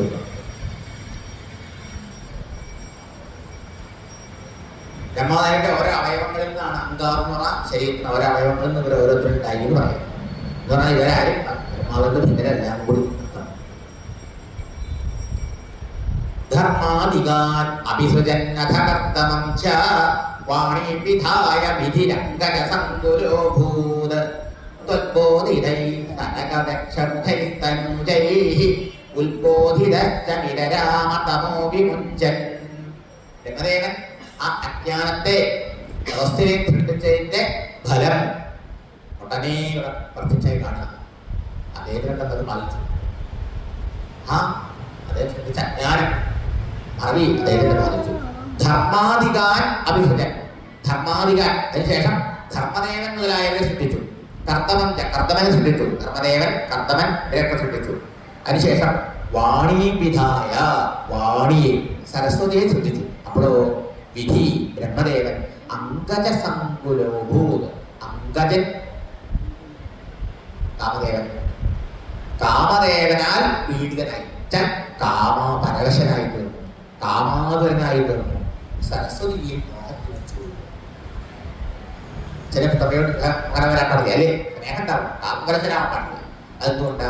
അജ്ഞതുകൊണ്ട്, തമസ്സുകൊണ്ട്, ബാധിച്ചുകൊണ്ട്. വെച്ച തമസ് അജ്ഞാനം അദ്ദേഹത്തെ ബാധിച്ചു. അപ്പൊ ആ സമയത്തോ ആ സമയത്ത് ഉടനെ ഗുരുവായൂരപ്പ അവിടുന്ന് ആ പുത്രന്മാരെ കൊണ്ട് പ്രേരിപ്പിച്ചു, അവരെ വിളിച്ച് പ്രേരിപ്പിച്ചു. സനകദക്ഷൈ, സനകാദി മഹർഷിമാരും ദക്ഷൻ മരീചി മുതലായ ആ കുട്ടികൾ എല്ലാവരും കൂടി ആ അച്ഛനെ ഓർമ്മിപ്പിച്ചു. അച്ഛാ, ഇത് അധർമ്മമാണ്, ചെയ്യാൻ പാടില്ല. ഉടനെ ബ്രഹ്മദേവന് അജ്ഞാനം പോയി. ഓർമ്മിപ്പിച്ചപ്പോ അതാണ് നമുക്കുള്ള അജ്ഞാനം. ഒരു ഓർമ്മിപ്പിക്കുമ്പോ പോകും. നീ എങ്ങനെ നീ ആത്മാവെന്ന് ഓർമ്മിക്കണം, മനസ്സിലായില്ലേ? അവളെ പോകുള്ളൂ. അപ്പൊ ബ്രഹ്മാവിനും ആ ജ്ഞാനം കൊണ്ട് താൻ സൃഷ്ടിച്ച പുത്രിയാണ് സരസ്വതിയെങ്കിലും അവളിൽ കാമാതുരയായ കാമാസക്തി നിന്നു. പക്ഷേ അടുത്ത നിമിഷം പുത്രന്മാരൊക്കെ മഹർഷിമാരൊക്കെ ഓർമ്മിപ്പിച്ചപ്പോ ആ തമഹാവിമുഞ്ചൻ, ആ ജ്ഞാനത്തെ കൈവടിഞ്ഞു. ആ പ്രവൃത്തിയിൽ നിന്ന് പിന്മാറി വിരരാമ, ആ പ്രവൃത്തി പിന്മാറി. മഹാന്മാർക്കും ജ്ഞാനത്തിന്റെ ബാധയുണ്ടാകും. സത്സംഗം, വലുതായ ഉപദേശം ആവശ്യമാണ്. മറ്റൊന്നെന്താണ്? ഈ ബ്രഹ്മാവിന് കാമാംശകത ഉണ്ടായി എന്ന് പറഞ്ഞാൽ അതിന് നമുക്ക് വേറൊരു അർത്ഥമുണ്ട്. എന്തത്? അതായത് ഈ ടോട്ടാലി ഓരോ വ്യക്തിയിലും എന്തെല്ലാം ഉണ്ടോ അത് മുഴുവൻ സമഷ്ടിക്കുന്നുണ്ടാവും. നമ്മുടെ എല്ലാവരുടെയും മനസ്സ് ചേർന്നതാണ് ബ്രഹ്മാവിന്റെ മനസ്സ്. സമഷ്ടി മനസ്സിന്റെ ഉടമസ്ഥനെയാണ് ബ്രഹ്മാവ് എന്ന് പറയുന്നത്. സമഷ്ടി മനസ്സെന്ന് പറഞ്ഞാൽ എല്ലാ മനുഷ്യരുടെയും എല്ലാ ജീവജാലങ്ങളുടെയും മനസ്സിനെ കൂടി ചേർന്ന ടോട്ടൽ മൈൻഡ് അല്ലേ? ആ മനസ്സിനെ ആണ് ബ്രഹ്മാവ് എന്ന് പറയുന്നത്. അപ്പൊ ആ ടോട്ടൽ മൈൻഡില് എന്തൊക്കെ ഉള്ളോ അതൊക്കെയാണ് വ്യക്തിയുടെ ഇൻഡിവിജ്വൽ മൈൻഡിൽ പറയണത്. ഇനി ഉദാഹരണം പറഞ്ഞാൽ വെക്കാൻ സാർ, നമ്മുടെ വീട്ടിലൊരു ടാപ്പിൽ നമ്മൾ പ്രോപ്പർ വെള്ളം വരും. നമ്മുടെ ടാപ്പിൽ വെള്ളം ഏത് മുറിയിൽ എവിടെ ടാപ്പിൽ ചെന്നില്ല അവിടെയൊക്കെ വെള്ളം അല്ലെങ്കിൽ നമ്മുടെ വീട്ടിൽ മോളിക്കുള്ളിൽ ടാങ്കിൽ വെള്ളം ടാപ്പിൽ വെള്ളം ഓരോ ടാങ്കിൽ വെള്ളം വേണമെങ്കിൽ മുനിസിപ്പാലിറ്റി ആ നാട്ടിൽ മുഴുവൻ വലിയ ടാങ്ക് കിട്ടിയിട്ടുണ്ട്. അവിടുന്നാണ് ഇവിടെ അല്ലേ? അത് നമ്മുടെ നാട്ടിലെ എല്ലാവരും വീട്ടിൽ വെള്ളം. അതിന്റെ മോളൊക്കെയാണ് നമ്മൾ അത് അവിടെ എവിടെയെങ്കിലും നല്ല തടാവോ കുടവോ പരിശുദ്ധമായിട്ട് സംരക്ഷിക്കുന്നത് അവിടെ അടിച്ചു വിടുന്നത് അല്ലേ? അതിന് നമ്മുടെ സോഴ്സ് എവിടെയാ? പുറകിൽ പോയാൽ നമുക്ക് നമ്മുടെ ഓരോ ടാങ്ക്, പക്ഷെ അതിന്റെ പുറകിൽ പോയാൽ ഒരു ടാങ്ക് ഉണ്ട്. എല്ലാ ടാങ്കിലും വെള്ളം കൊടുക്കുന്നത്. അതിന്റെ പുറകിൽ പോയാലോ എല്ലാ വീട്ടുകാർക്കും വെള്ളം കൊടുക്കുന്ന ഒരു ടോട്ടൽ സോഴ്സ് ഉണ്ട്. അതാണ് മുനിസിപ്പാലിറ്റി. അതിലേക്ക് വെള്ളം വരുന്നത് വലിയ പ്രണാളം. ഇതുപോലെയാണ് ഇപ്പൊ ടോട്ടൽ ഓരോ വ്യക്തിയുടെ മനസ്സിലുണ്ടാവുന്ന വ്യാപകമായാലും കാമമായാലും ക്രോധമായാലും ആ ആസക്തിയായാലും എല്ലാ വികാരങ്ങളും അതിന്റെയൊക്കെ സോഴ്സസ് മറ്റു മനസ്സിലാക്കില്ല അതിനുണ്ടാവും. അപ്പൊ നമ്മുടെ മനസ്സിൽ ഇങ്ങനെയൊക്കെ ഉണ്ടാവത്തില്ല. ആ ഇവർക്കുണ്ടായി മറ്റു മനസ്സിന്റെ അവിടെ വർത്തനെയാണ് ബ്രഹ്മാവ് എന്നുള്ളത്. അതുകൊണ്ട് ബ്രഹ്മാവിന് കാമം ജനിച്ചു എന്ന് പറഞ്ഞു. മനസ്സിലായില്ലേ? അതെല്ലാം ഉണ്ടാവും. കാമായിരിക്കും, ക്രോധം വന്നു, ക്രോധം വന്നിട്ട് ഇതിലുണ്ടായി. ഇതൊക്കെ നമ്മുടെ ഉള്ളിൽ ഉണ്ടാവണില്ല. നമ്മുടെ ഉള്ളിൽ എവിടെ ഉണ്ടാവുന്നത് ഇതൊക്കെ ടോട്ടൽ മൈൻഡിലുള്ളതാണ് ഒരു വ്യക്തിയുടെ പ്രകടമാവുന്നത്. അതാണ് നമ്മുടെ പോയിന്റ്. അതിന് പിന്നീട് ബ്രഹ്മാവ് എന്ത് ചെയ്തു? മനുഷ്യൻ ജനിച്ചു കഴിഞ്ഞാൽ ഈ മനുഷ്യൻ എങ്ങനെ ജീവിക്കണ്ടേ അതിനുള്ള വഴി പറഞ്ഞിട്ട് നമുക്ക് നമ്മളൊരു മൊബൈൽ മേടിച്ചാൽ ആ മൊബൈൽ എങ്ങനെയാ ഉപയോഗിക്കേണ്ടത് നമുക്കിപ്പോൾ അറിയില്ല. നമുക്കിപ്പോൾ വലിയ മൊബൈൽ ഉപയോഗിക്കുന്നത് ഇതിൽ 10% പോലും നമുക്ക് യൂസ് ചെയ്യുന്നില്ല. ഒരു ഫോണായി വിളിക്കണം, അല്ലെങ്കിൽ എന്തെങ്കിലും ഒരു വീഡിയോ കോൾ ഇതുവരെ നമുക്ക് വിളിക്കണം. ഇത് 2-3 കാര്യങ്ങളാണ് പറഞ്ഞത്. അതിലേ അതിന്റെ എല്ലാ ഫംഗ്ഷനും നമുക്കറിയും. പക്ഷെ അതിൽ അത് വാങ്ങുമ്പോൾ ഒരു ബുക്ക് ഉണ്ടാവും. ആ ബുക്കിൽ നോക്കി കഴിഞ്ഞാൽ ഓരോന്നിനും എന്തെല്ലാം പ്രയോജനമുണ്ട്, എങ്ങനെയൊക്കെ ഉപയോഗിക്കണം പറയണ്ടാവില്ലേ? ഇതുമാതിരി ഏതൊരു വിഷയം ഇറക്കുമ്പോഴും കമ്പനി നടക്കൂലേ? ശരിയല്ലേ? ഇതുമാതിരി ഈ മനുഷ്യ ശരീരത്തെ പോലെ ഒരു വിഷയം വരേണ്ടോ? മനുഷ്യ ശരീരം, മനസ്സ്, ബുദ്ധി ഇതൊക്കെ എങ്ങനെയാണ് പ്രയോജനപ്പെടുത്തേണ്ടത് എന്ന ഒരു ലഘുരേഖ, ഒരു മാനുവൽ, ഒരു ഹാൻഡ് ബുക്ക് ഭഗവാനത്തില് കമ്പനി പോലെ മാനുഫാക്ചർ ഇറക്കില്ലേ? അത്ര ശാസ്ത്രങ്ങൾ. അതാണ് ഇതിന്റെ സൃഷ്ടിച്ചത്. അപ്പൊ നമ്മൾ സൃഷ്ടിച്ചാൽ പോരാ. നമ്മളൊക്കെ നേരായി ജീവിക്കണമെങ്കിൽ, നമുക്ക് തെറ്റിപ്പറ്റാതിരിക്കണമെങ്കിൽ നമുക്കതിന് മാർഗദർശനം വേണം, ഗൈഡൻസ് വേണം. അതിനുള്ള ലൈഫ് മാനുവൽ എന്ന് വേണമെങ്കിൽ പറയാം. അതാണ് ശാസ്ത്രങ്ങൾ. വേദാൻ പുരാണമിവഹാനപി സർവവിദ്യാഃ കുർവന്നിജാനന ഗണാൽ ചതുരാനനോസൗ പുത്രേഷു തേഷു വിനിധായ സസർഗവൃദ്ധിം അപ്രാപ്നുവൻ തവ പദാംബുജമാശ്രിതോ ഭൂത് സ ചതുരാനനഃ. ബ്രഹ്മദേവൻ 4 മുഖമുണ്ടെന്ന് അറിയിപ്പം. അങ്ങനെയുള്ള 4 മുഖം ഉള്ള ബ്രഹ്മദേവൻ നിജാനന ഗണാൽ തന്റെ ഓരോരോ മുഖങ്ങളിലൂടെ എന്ത് ചെയ്തു? വേദങ്ങളെ ആദ്യം സൃഷ്ടിച്ചു. വേദം ഒന്നാണെങ്കിലും ഓരോ മുഖത്തിലൂടെ 4 വിഭജിച്ചു. ഋഗ്വേദം, യജുർവേദം, സാമവേദം, അഥർവവേദം. ഇതിനങ്ങനെ വേദ എന്ന് ആദ്യം പറഞ്ഞത് നമ്മുടെ എല്ലാ ശാസ്ത്രങ്ങളുടെയും അടിസ്ഥാന ഗ്രന്ഥം വേദമാണ്. വേദോ ഹിലോ ധർമ്മ മൂലം. ധർമ്മം, അധർമ്മം ഇതൊക്കെ എന്താണ് അതിന്റെ അടിസ്ഥാനമായി പറഞ്ഞിട്ടുള്ളത് വേദങ്ങളിലാണ്. അപ്പൊ ഈ വേദം എല്ലാവർക്കും മനസ്സിലാക്കാൻ പറ്റാണ്ടായപ്പോ ആ വേദത്തെ ഇതിഹാസങ്ങളിലൂടെയും പുരാണങ്ങളിലൂടെയും പറഞ്ഞു വേദവ്യാസം. മനസ്സിലായി? വേദമാണ് അടിസ്ഥാനം. ആ വേദങ്ങളെ മറ്റുള്ള ഗ്രന്ഥങ്ങളൊക്കെ അതിന്റെ വ്യാഖ്യാനങ്ങളാണ്. മനസ്സിലായി? അതെ, വേദങ്ങള് 4 മുഖങ്ങൾ വേദങ്ങളുണ്ടായി. 4 വേദങ്ങള്, പിന്നെ പുരാണങ്ങള്, ഉപപുരാണങ്ങള്, ഇതിഹാസങ്ങള്. മനസ്സിലായോ? പുരാണ നിവഹാൻ സർവവിദ്യ. എല്ലാ വിദ്യ എന്ന് പറഞ്ഞാൽ വേദം പഠിക്കുന്നതിന് മുമ്പ് പഠിക്കേണ്ട കാര്യങ്ങളുണ്ട്. വേദാംഗം. വേദത്തിന്റെ അർത്ഥം മനസ്സിലാക്കണമെങ്കിൽ അതിന് മുമ്പ് ദൈവങ്ങളായിട്ട് പറയുന്ന 6 കാര്യങ്ങളുണ്ട്. ശിക്ഷ, എങ്ങനെയാണ് വേദമന്ത്രങ്ങൾ ഉച്ചരിക്കേണ്ടത് പഠിപ്പിക്കേണ്ടതാണ് ശിക്ഷ. ആരതീയ ശിക്ഷ, പല ശിക്ഷകൾ. അതിനാണ് ഫോണറ്റിക് പറയും. മന്ത്രം എങ്ങനെ ഉച്ചരിക്കണം, എങ്ങനെയെങ്കിലും ചെല്ലാൻ പാടില്ല വേദമന്ത്രത്തിൽ, അത് പഠിപ്പിക്കുന്നതാണ് അർത്ഥം.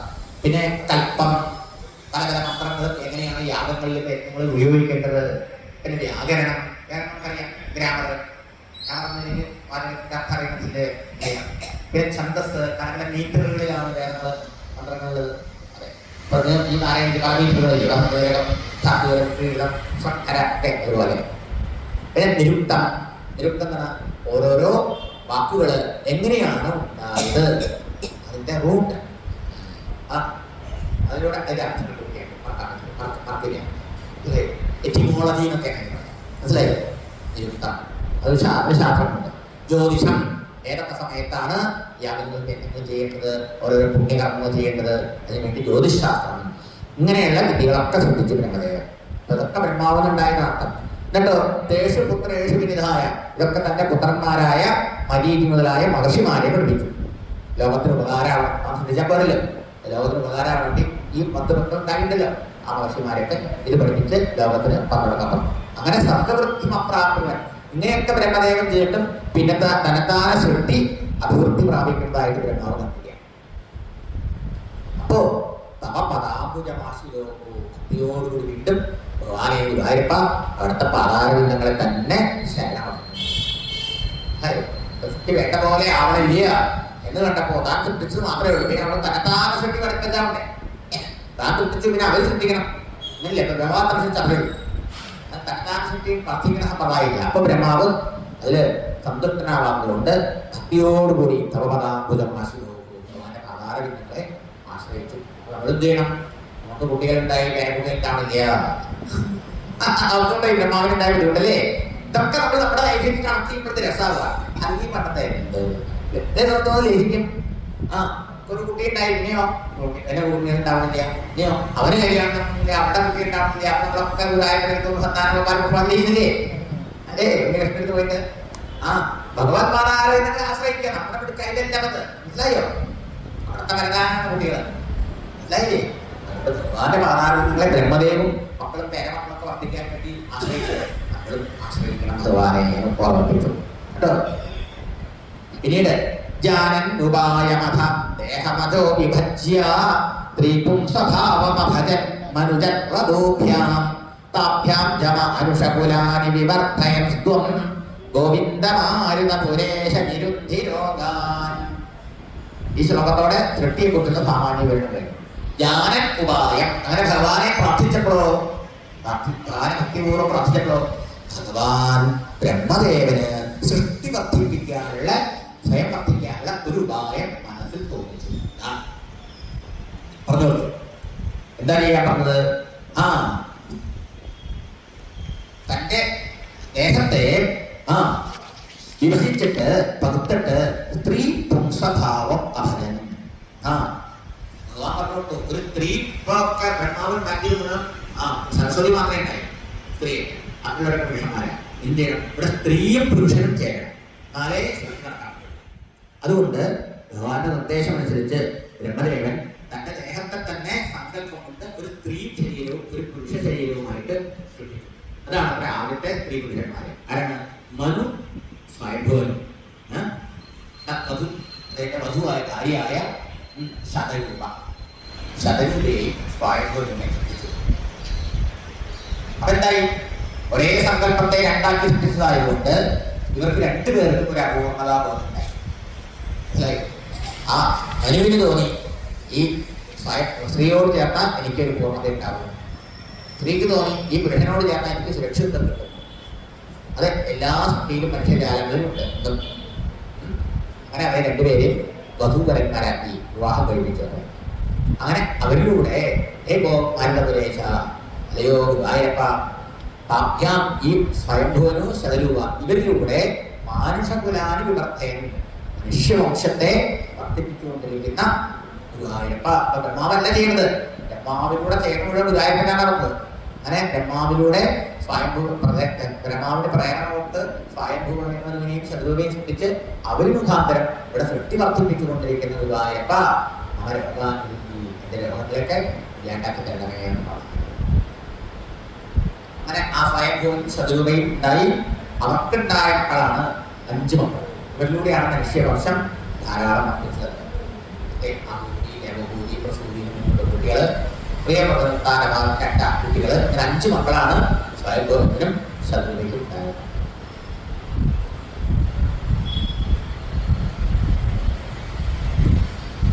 അപ്പൊ ഈ മനു ശിവതത്വത്തെ പ്രതിനിധാനം ചെയ്യാം എന്ന് പറഞ്ഞു. ശതരൂപിയോ ശക്തി തത്വത്തെ പ്രതിനിധാനം ചെയ്യും. അപ്പൊ ശിവനും ശക്തി കൂടി ചേർന്നാലേ ഉണ്ടാകും. സൗന്ദര്യലഹരി ആരംഭിക്കുന്നത് തന്നെ അതേ സമയത്തുണ്ടാകും.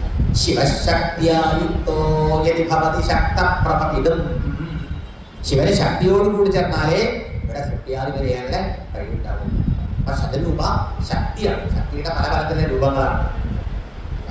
ചേർന്ന് ഈ ലോകത്തില് പല പലത്തിലെ സൃഷ്ടികളാണ്. ഈ ശക്തിയും ശക്തനും രണ്ടാണ് അല്ല, ഒരാൾ തന്നെ എന്താണ് ലയിച്ചിരിക്കുകയാണ്. ആവശ്യമില്ല പ്രകടമാണ് അല്ലേ? രണ്ടല്ല, പ്രകൃതി പുരുഷൻ എന്നും പറയും സാങ്കേതികമായി. സാങ്കേശാസ്ത്രത്തിൽ പ്രകൃതി സ്ത്രീ പുരുഷൻ ഇത് രണ്ടുപേരും തരത്താണ് ഈ ലോകം സൃഷ്ടി ഉണ്ടായത് എന്ന് പറയും. പ്രകൃതി പുരുഷൻ രണ്ടല്ല, ഈശ്വരൻ തന്നെ പ്രകൃതിയെ പുരുഷനെ രണ്ടായി. ഇതുമായി ഒരേ പരമാത്മ ഭഗവാൻ തന്നെ ശിവനായും ശക്തിയായിരിക്കും. അങ്ങനെ വെളിച്ചവും അഗ്നിയുടെ വെളിച്ചവും അതിന്റെ ചൂടും രണ്ടാണ് ഒന്നിച്ചേരുന്നത്. ഇതുപോലെയാണ് ലോകത്തിലെ എല്ലാം. ഒരു പുരുഷനെ തന്നെ പുരുഷന്റെ ഇടതുഭാഗം സ്ത്രീയാണ്, വലതുഭാഗവും പുരുഷൻ നിറച്ച് സ്ത്രീക്കും, സ്ത്രീക്കോ വലതുഭാഗം പുരുഷൻ. ഇങ്ങനെ പറയാം. അപ്പൊ ഈ രണ്ട് ഭാഗം എല്ലാത്തിലും ഉണ്ട്. അതായത് പോസിറ്റീവ് ചാർജും നെഗറ്റീവ് ചാർജ് ഇല്ലെങ്കിൽ കഴിക്കുന്നില്ല. ശരിയല്ലേ? ഇത് മുഴുവൻ എല്ലാത്തിനും കാണാം. ഒരു തരത്തിൽ അല്ലെങ്കിൽ വേറൊരു തരത്തിൽ കാണാം. സ്ത്രീയുടെ ഇടതുഭാഗം പുരുഷൻ, ഇടതുഭാഗം സ്ത്രീ, പുരുഷന് ഇടതുഭാഗം സ്ത്രീ, വലതുഭാഗം. ഇതെന്ന ശിവന്റെ അർത്ഥനാരീശ സങ്കല്പത്തിൽ കാണാവുന്ന വെറുതെ കഥയല്ല, അത് അർത്ഥനാരീശനാണ്. പകുതി ഭാഗത്തേക്ക്. അതെ, ഓരോ പുരുഷനിലും സ്ത്രീയുണ്ട്, ഓരോ സ്ത്രീയിലും